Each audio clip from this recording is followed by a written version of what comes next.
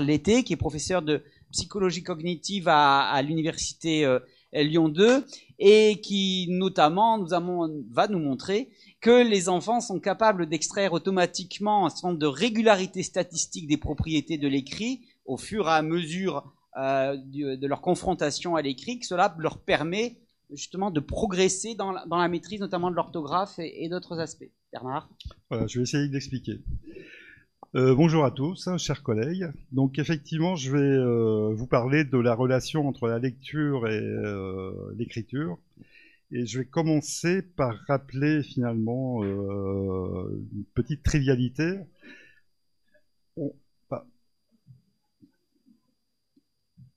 Qu'est-ce qui se passe? Un moment de nostalgie également. Voilà, donc j'ai mis le manuel de CP avec lequel j'ai appris à lire et à écrire. Et donc on apprend effectivement à écrire et rédiger grâce à ces lectures. Bien évidemment, on ne peut pas écrire, on ne peut pas rédiger si on n'a pas à disposition une base de connaissances. Et c'est justement cette base de connaissances qu'on va essayer de caractériser, un petit peu mieux caractériser assez précisément. Peut-être ça sera un petit peu technique, mais je tenais à rappeler quand même l'essentiel. Et on va voir ce matériau linguistique finalement qui est mis à disposition par les enseignants pour que l'enfant apprenne à lire, et naturellement, à partir de l'exploitation de cette base de connaissances, il va pouvoir écrire, orthographier et même rédiger. Alors, je vais poser une question qui est assez simple. Comment est-ce qu'on apprend? C'est simplement un cadre théorique que je voudrais inclure dès le départ. Il y a finalement deux réponses à cette question. On apprend par extraction de règles. Alors voilà, je fais une grammaire artificielle. On apprend justement par extraction de régularités statistiques et je vais vous expliquer en quoi ça consiste exactement. Et ma réponse à la question, mais vous avez répondu vous-même, c'est effectivement on apprend les deux. Ce qu'il faut considérer, c'est que cette fameuse base de connaissances, elle va être acquise justement par exploitation des régularités statistiques que j'expliquerai par la suite, auxquelles l'enfant est confronté. C'est un apprentissage qui est bête et méchant, il est extrêmement efficace. Le système cognitif code tout ce à quoi on est confronté, les choses bien, les erreurs, etc. Et on a également un apprentissage par extraction de règles. Il faut considérer que cette base de connaissances qui se constitue sans effort, sans attention particulière, mais encore une fois, d'une façon extrêmement efficace, elle va se structurer, elle va s'auto-organiser, certainement par des règles non conscientes qui vont structurer ce matériau, mais également par l'enseignement. Pour utiliser une métaphore valent ce qu'elle valent, on peut considérer que la base de connaissances, ce sont les briques d'une maison, et l'apprentissage par règle, ça va être le ciment de ces briques qui va permettre d'avoir une maison avec des fonds assez solides. Voilà, donc c'est quelques mots sur l'apprentissage, et je vais parler maintenant de de cet apprentissage statistique. Donc on considère que chaque individu, quand il est confronté à n'importe quel type d'événement, et là on va parler des événements linguistiques, il encode ces événements linguistiques sous forme de relations statistiques. C'est-à-dire, ce qui va être stocké va sauvegarder les propriétés statistiques des événements auxquels un individu est confronté. On connaît ça. Le principal facteur d'apprentissage, c'est la fréquence avec laquelle on va être confronté avec cet événement. Ça, c'est la répétition. Et il y a également l'ambiguïté de ce qu'on va mémoriser. C'est-à-dire si, par exemple, on apprend à reconnaître des visages, parce qu'on est souvent confronté à un visage, mais vous aurez du mal à reconnaître un visage si ce visage ressemble à un autre visage que vous connaissez. Et si en plus vous avez été confronté très peu souvent, vous allez faire certainement des erreurs. Ça, c'est ce qu'on appelle la discriminabilité, finalement. C'est les deux facteurs qu'on va étudier ici. Premièrement, ce que j'appelle cette difficulté à discriminer plusieurs événements, on va le mesurer par ce qu'on appelle la consistance orthographique. Et la répétition d'un événement, on va le mesurer par la fréquence de cet événement. Et donc, qu'est-ce qu'on va faire? Ce que je vais expliquer par la suite, on a utilisé des corpus de manuels de lecture, On les a passés à la moulinette, au scanner, et on a compté les occurrences des unités lexicales. On a travaillé également à un niveau infralexical, que je vais expliquer. Donc, la consistance orthographique, c'est cette fameuse ambiguïté, finalement, qui va exister entre les différentes unités à mémoriser. C'est l'expérience avec des unités infralexicales. On va obtenir une statistique sur l'ambiguïté de la relation entre phonologie vers orthographe, c'est-à-dire quand vous lisez quand vous écrivez sous dictée, vous avez des phonèmes que vous devez transcrire en graphèmes. Ça va être une relation qu'on va étudier entre des unités infralexicales. Ou quand vous lisez à voix haute, vous devez sélectionner des graphèmes pour les prononcer à l'oral. C'est pas du tout la même chose, et on va voir qu'on a des mesures de consistance orthographique différentes, dans un sens ou dans un autre. Et on aime bien avoir, quand on fait de la recherche, une mesure continue sur une échelle d'intervalle. Ici, on aura une mesure continue de 0 à 100. On pourra dire, non pas qu'un mot est régulier ou irrégulier, comme font les linguistes, il n'existe pas vraiment au niveau du système cognitif, mais on aura une mesure précise de la difficulté avec laquelle on peut prononcer un mot à l'oral ou l'écrire l'orthographier. Et deuxième chose, la fréquence, ça, on va plutôt parler des unités lexicales, des unités porteuses de sens. Et on va voir que finalement, elles évoluent dans les corpus, mais que la consistance orthographique, elle, n'évolue pas entre les différents niveaux scolaires. Donc c'est une statistique sur la probabilité de rencontrer un mot dans ses lectures. On travaille sur les fréquences textuelles qui caractérisent véritablement un apprentissage, c'est-à-dire on va compter le nombre de fois qu'un mot apparaît dans un corpus de texte, et non pas, on ne va pas travailler sur une liste de mots comme on le ferait sur une liste de mots d'un dictionnaire. Donc on pondère chaque mesure de fréquence par le nombre de fois où cette unité a été rencontrée. C'est fondamental pour la fréquence, mais ça modifie des choses au niveau de la consistance orthographique. Alors, je vais vous expliquer, puisque d'abord les corpus de Manulex, on a travaillé sur 54 manuels de lecture, du CP au CM2, on a à peu près 2 millions de mots, on a fait 4 corpus, le CP, le CE1 et le cycle 3, qu'on a relié, et on a un 4e corpus où on prend la totalité de la base. Donc c'était les manuels les plus vendus dans les années 2000, il y a 17 ans de cela. Considérer que si on faisait le même travail avec d'autres manuels, on utilise la même langue et le même matériau finalement, on aurait des occurrences lexicales rares, effectivement, qu'on ne retrouverait pas dans le premier corpus, mais ce qui nous intéresse ici, c'est la grosse base de données de mots fréquents, les plus fréquemment rencontrés. Et donc, après, on s'est amusé, je vais vous dire comment on s'est amusé à faire ça. On a fait Manulex Infra, on a travaillé sur des sous-corpus sur les unités infralexicales pour calculer la consistance orthographique et, je rappelle ce que j'ai dit, les fréquences textuelles. Vous avez un site, je fais un peu de pub, puisque le site est gratuit, toute la base est mise à disposition de tout le monde, des chercheurs, mais également des enseignants.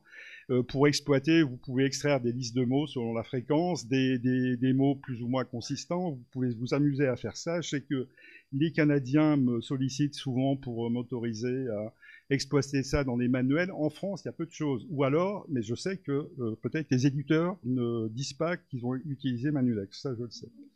Je le capte.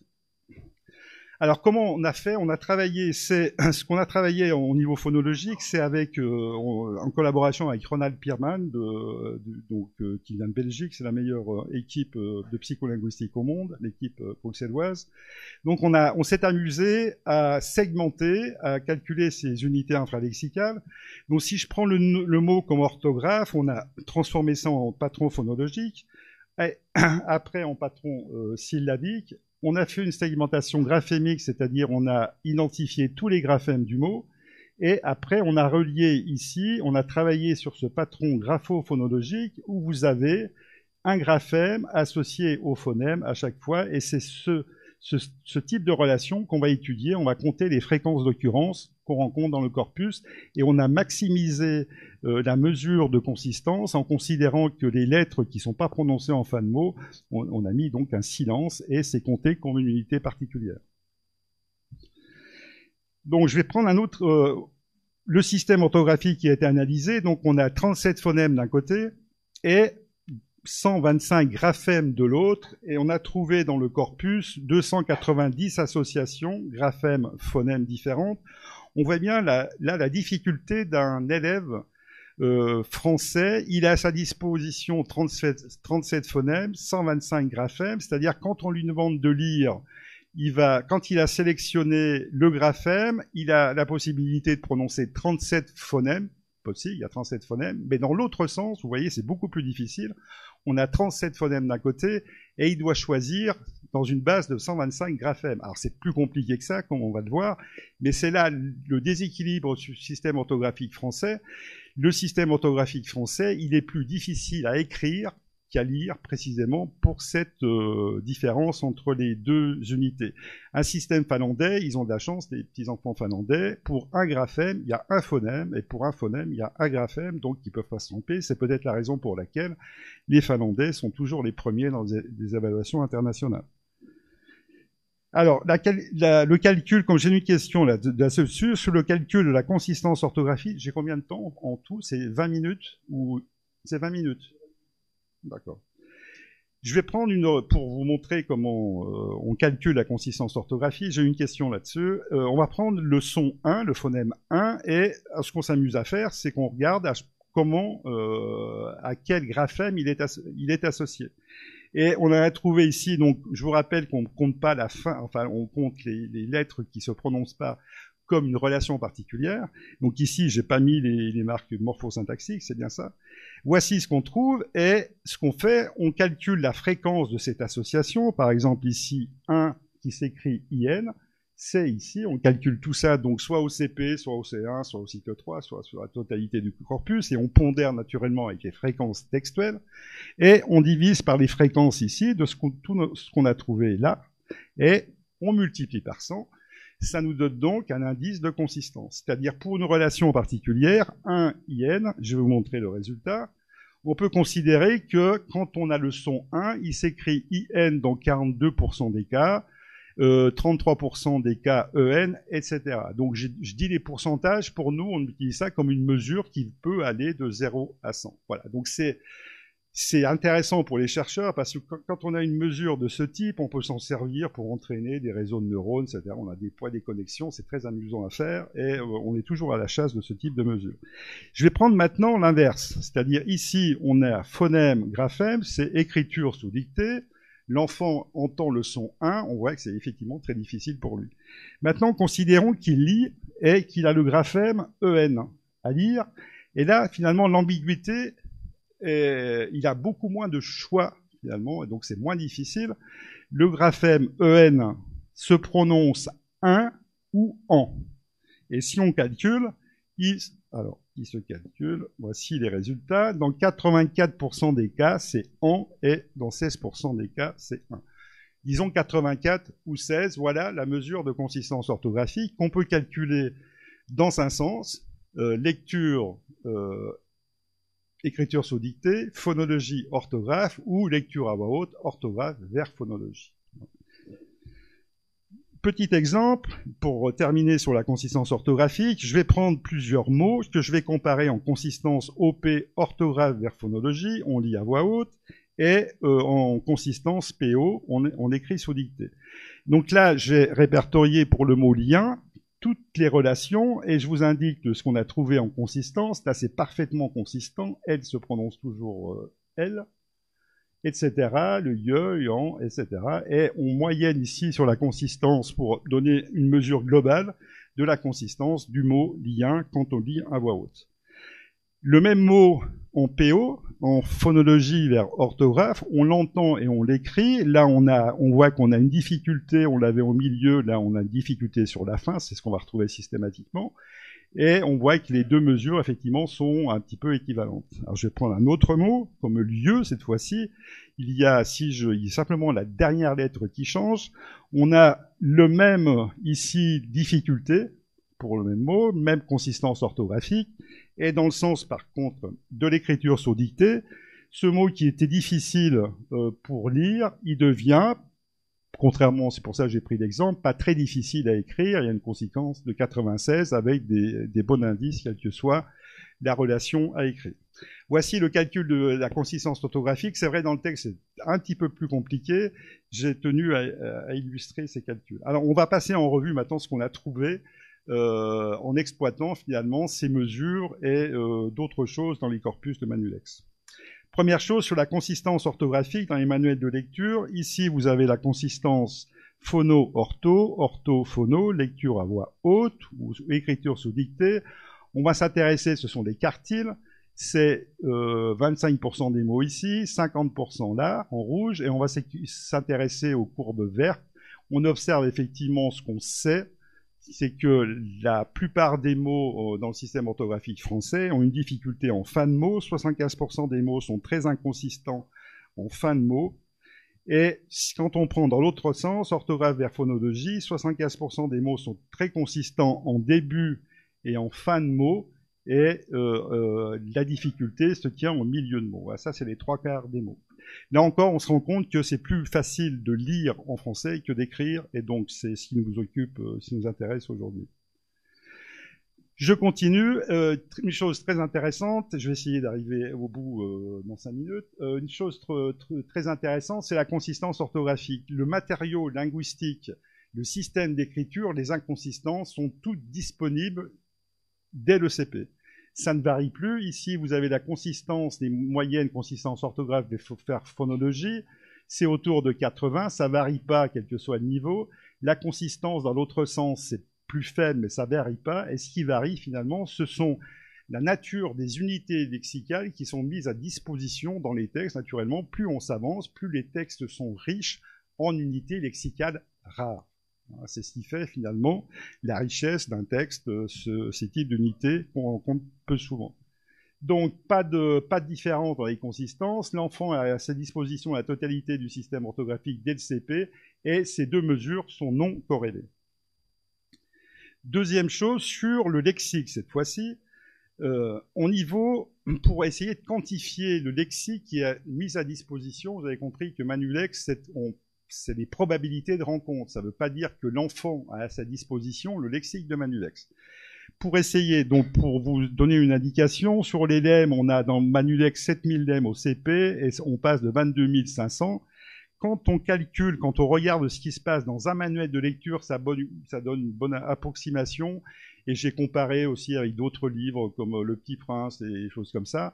On arrive finalement à un noyau de 5000 lemmes au cycle 3 dans un manuel de lecture. Voilà. Et finalement, si je fais correspondre ça à ce qu'on trouve en production écrite en nombre de mots correctement orthographiés, au CM2, ça équivaut effectivement, c'est ce qu'on trouve dans EOL quand on exploite la base de données, 5000 effectivement mots qui sont correctement orthographiés. Donc ces 5000 unités lexicales à la fin du cycle 3, on peut considérer que c'est un noyau lexical à partir duquel se structure la base de connaissances. C'est ce fameux apprentissage de statistiques qui auto-organise tout ce que l'enfant reçoit quand il est exposé à l'écrit. Et on a ce noyau lexical qui va permettre de comprendre 80% des mots d'un texte, hein, et également sur laquelle il va pouvoir s'appuyer pour écrire des formes orthographiques. Voici, bon, ça, je ne vais pas passer trop de temps ici. J'avais pris l'exemple de Papa, de Dieu et la justice pour voir que Papa apparaît effectivement beaucoup au CP, mais tend à disparaître au cycle 3. Dieu apparaît à partir du CE1 et de plus en plus fréquent. Et la justice apparaît simplement au cycle 3. C'était un petit amusement pour montrer effectivement cette différence de lexique entre les corpus. On m'a posé la question sur le fameux noyau lexical des lemmes. Finalement, j'avais publié ça en anglais, c'est pas très utile, jamais exploité en français. Voici, j'ai mis les 20 premiers mots les plus fréquents. On trouve le mot, phrase, etc. Ça, c'est tous les mots qui sont dans les exercices, des choses comme ça qu'on va retrouver effectivement très...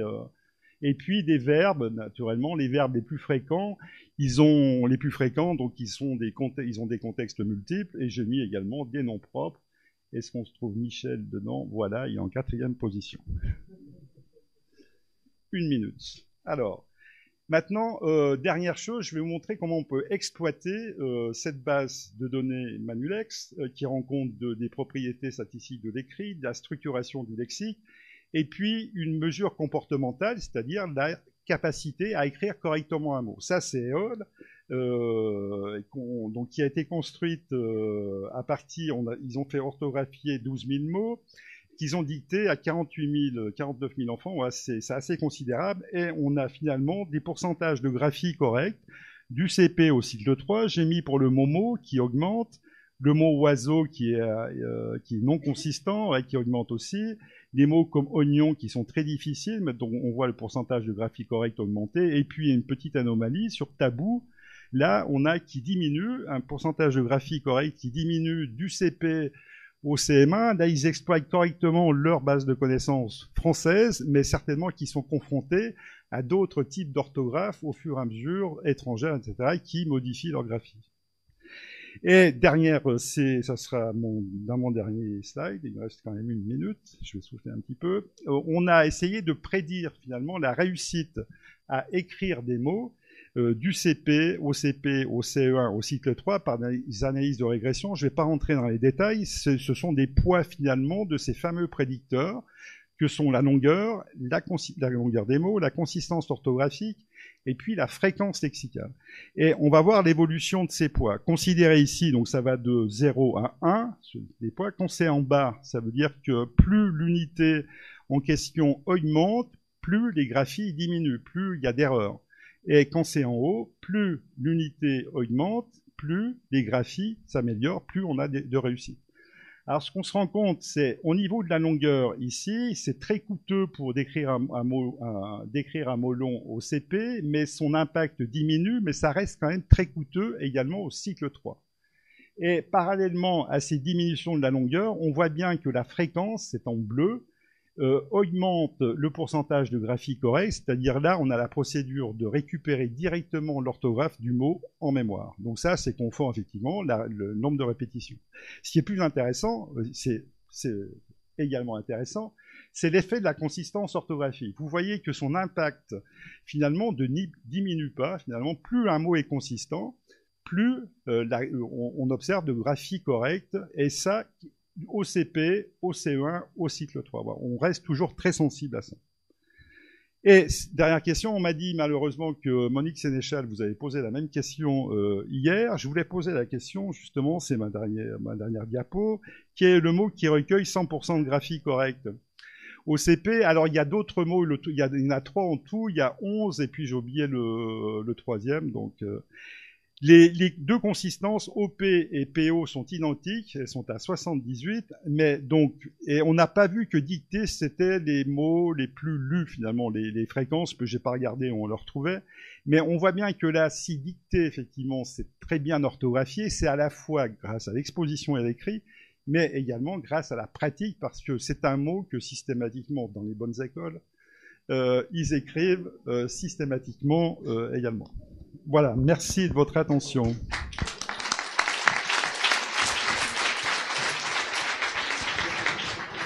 Alors, juste, petite remarque impertinente d'un auditeur qui dit « Ah mais non, le L n'est pas à 100% parce que dans Baye, ça se prononce pas L. » Mais c'était pas une intervention de fond.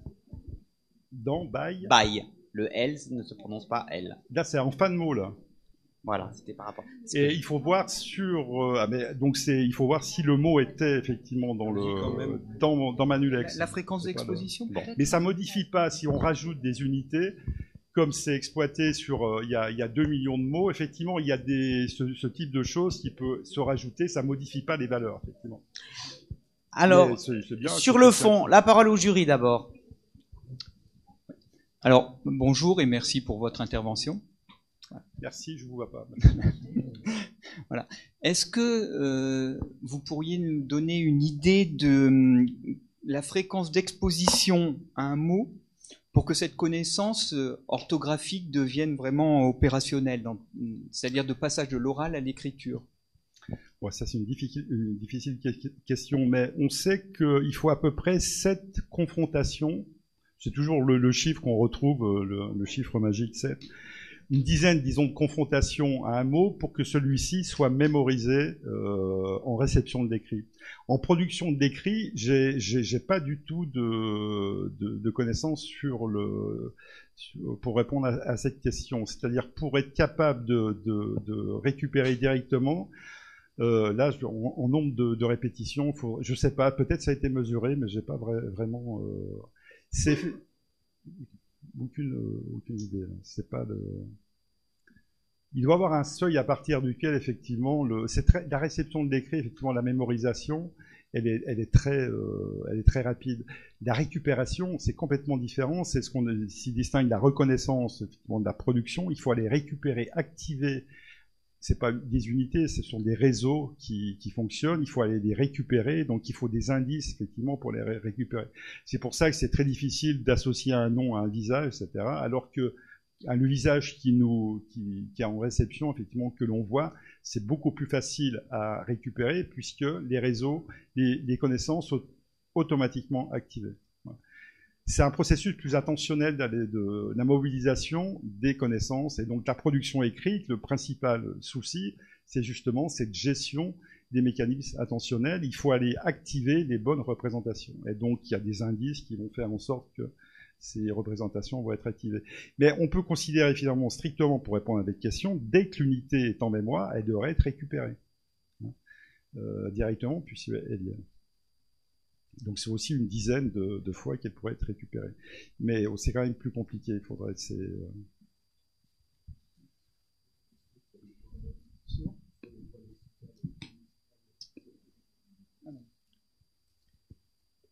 Pendant que vous cherchez votre deuxième question, moi j'ai des questions sur, d'une part, est-ce que l'ordre d'apparition des phonèmes dans les manuels de CP peuvent avoir une influence sur la perception statique de l'enfant? Et j'ai aussi une autre question sur les manuels. Est-ce qu'on peut classer les manuels selon ce critère pour déterminer si ceux-ci sont pertinents ou pas? En tout cas, pour cette question de la consistance. Oui, c'est deux questions très intéressantes. Certainement quelqu'un qui s'intéresse beaucoup à l'exploitation de ces choses-là dans les corpus. Certainement, il faudrait mesurer l'ordre des phonèmes. Effectivement, là, on voit bien la question qui est sous-jacente, c'est l'enseignement. Et c'est vrai qu'il faudrait travailler à partir de ces mesures, sur un ordre déterminé pour présenter d'abord les associations les plus fréquentes, puis elles vont être rencontrées, etc., et puis faire progresser l'enfant. C'est très intéressant. Nous, on s'est amusé à faire des réseaux de neurones où on a donné les manuels de lecture, on a pris un manuel au CP, on lui a fait lire, etc., pour essayer de simuler l'apprentissage de la lecture. Et donc l'ordre effectivement des mots, il y a des mots qui sont acquis plus tôt, etc. Ça joue, c'est des questions très intéressantes effectivement. C'est véritablement de la recherche fondamentale là qui se fait, c'est passionnant. Je ne sais pas si je vais dire une bêtise, mais par ailleurs on fait comme si là les enfants ne lisaient que des manuels. Ils ne lisent pas que des manuels. Je veux dire, voilà, quand ils prennent leur petit déjeuner, ils sont confrontés à des boîtes sur la table, etc. Enfin. C'est ce que j'ai dit au tout début, il faut considérer qu'on utilise le même matériau de base finalement qu'on retrouve dans les manuels, mais même si l'enseignant utilise d'autres supports, comme je l'ai dit, il va utiliser un pourcentage assez énorme de mots qui sont fortement répétés dans différents corpus. J'ai fait des comparaisons Manulex avec les lettres de Montmoulin, on retrouve 80-85% et d'autres livres de mots qui sont communs. Voilà, parce qu'on utilise la même langue, finalement, le système d'écriture. Donc l'enfant est aussi confronté dans son environnement à d'autres mots. Est-ce que les collègues du jury ont retrouvé leur question? Oui. Alors, quand vous parlez de voix lexicale et de voix infralexicale en matière de lecture, suggérez-vous que l'enseignement de la lecture doit associer méthode globale et syllabique, et préconisez-vous la méthode mixte? Alors, je vais vous répondre vraiment très franchement. La méthode globale, je trouve que c'est une aberration totale. C'est un amusement de je jouais de certains pédagogues et j'ai jamais réussi à comprendre comment on pouvait enseigner la lecture avec la méthode globale. Ça fonctionne pas. C'est une conception complètement magique du fonctionnement cognitif. On a simplement en analysant la structure anatomique qui va de la rétine aux aires visuelles, on ne peut pas, comme par miracle, attendre que un mot soit photographié, etc. On sait maintenant, il y a des recherches justement de Stanislas Dehaene qui montrent très bien qu'il y a une aire qui se spécialise, quel que soit le système d'écriture, qui se spécialisent avec l'apprentissage de la lecture et dont le travail est justement de coder l'identité des lettres à la bonne position dans le mot. Ça se passe dans les 100 premières millisecondes, et après tout ça c'est envoyé aux étages supérieurs pour traiter le sens, la phonologie, etc. Si on passe pas par là, on lit pas les mots. Et la méthode globale, c'est une aberration intellectuelle, et je pense qu'il faut, enfin bon, ça c'est voilà ce que je pense directement. Sur les devoirs infralexicales et lexicales, on voit bien effectivement, il faut voir le fonctionnement cognitif. Ce sont des réseaux de neurones finalement qui se spécialisent. Il y a des voies de passage qui sont privilégiées. Pour les mots fréquents, on a un accès direct, ça ne veut pas dire global, qui va directement finalement à un traitement assez rapidement sémantique. Et pour des mots, ça nous arrive, qu'on a peu souvent rencontrés, il n'y a pas de solution qui est donnée par système cognitif. Le réseau ne trouve pas de solution, et donc on utilise d'autres compensations pour arriver à trouver une solution, et on mobilise d'autres connaissances qu'on a déjà stockées pour utiliser cette fameuse voie infralexicale. C'est une métaphore, les deux voies, hein, mais c'est toujours des unités. On traite ce qu'on sait maintenant, c'est qu'on traite certainement des bigrammes, et non pas des lettres, pour des questions d'anatomie de la rétine, de visibilité des lettres, etc.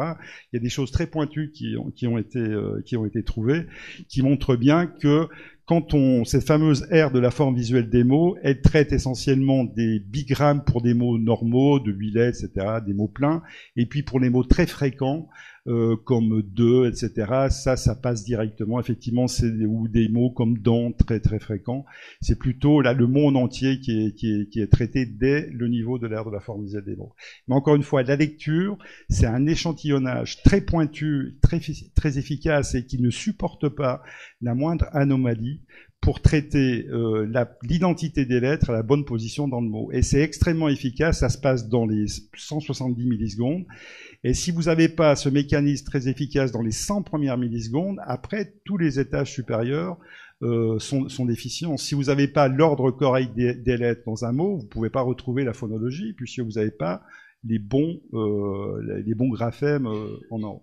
Et ça a été très bien montré par les travaux de Stanislas Dehaene, c'est quand même très intéressant. On voit bien dès l'apprentissage de la lecture, cette spécialisation de cette aire qui fait 7 mm, quelle que soit la culture, les Chinois, les Japonais, etc., dans la même aire, au même niveau cérébral, qui est recyclé finalement avec l'apprentissage de la lecture.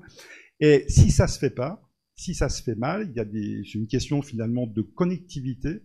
Il y a une difficulté très importante pour lire les mots, pour lire le traitement du mot écrit. Bien, merci beaucoup. Merci.